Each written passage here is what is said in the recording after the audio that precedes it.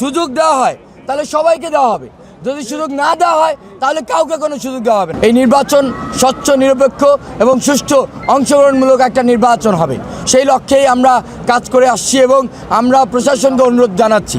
কিন্তু সকালবেলা আজকে যখন আমরা ভোট কেন্দ্রে প্রবেশ করি, ক্যাম্পাসে প্রবেশ করি, তার কিছুক্ষণ পরেই দেখতে পাই যে একটা নির্দিষ্ট প্যানেলের যেই টোকেন নাম্বার ফোল্ডিং, যেখানে প্রত্যেক প্রার্থীর ব্যালট নম্বর আছে, এই ব্যালট নম্বর ভিতরে ঢুকছে। অথচ নির্বাচন কমিশন থেকে স্পষ্টভাবে বলা ছিল যে কোনো প্যানেল বা কোনো প্রার্থীর টোকেন নাম্বার ক্যাম্পাসের ভিতরে ঢুকবে না। আমরা যখন সকালে এটা দেখতে পাই, একাধিক মানুষের কাছে বা একাধিকজন দিচ্ছে, তখন আমরা এমনকি আপনাদেরকে বলে রাখি, এটা ভোট কেন্দ্র একদম যেখানে ভোট দেয় সেখানেও একটা নির্দিষ্ট প্যানেলের এই টোকেনটা চলে গেছে।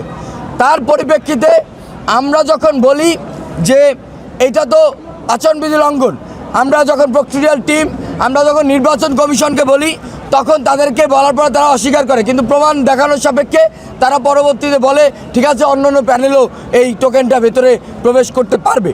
তারই ধারাবাহিকতায় পরবর্তীতে আমরা আমাদের প্যানেলের যে টোকেনটা, সেই টোকেনটা আমরা ভিতরে আমাদের প্রবেশ করাই।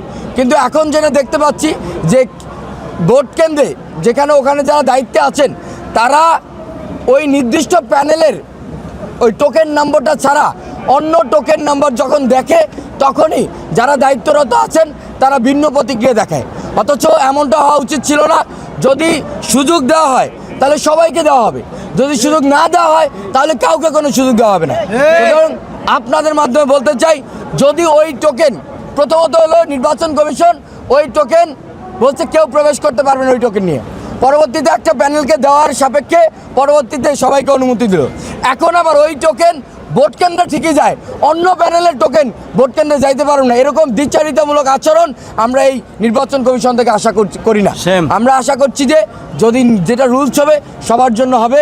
যদি ভোট কেন্দ্রে ওই টোকেন নাম্বারটা নেওয়া আপনারা অনুমতি দিয়ে থাকেন, তাহলে অনতিবিলম্বে প্রত্যেক প্যানেল এবং প্রত্যেক প্রার্থীর টোকেন নাম্বারটা যাতে তারা ভোট কেন্দ্রে নিতে পারে। আর যদি না নিতে পারে তাহলে কোনো প্যানেল প্রার্থীর টোকেন নাম্বার ভেতরে নিতে পারবে না।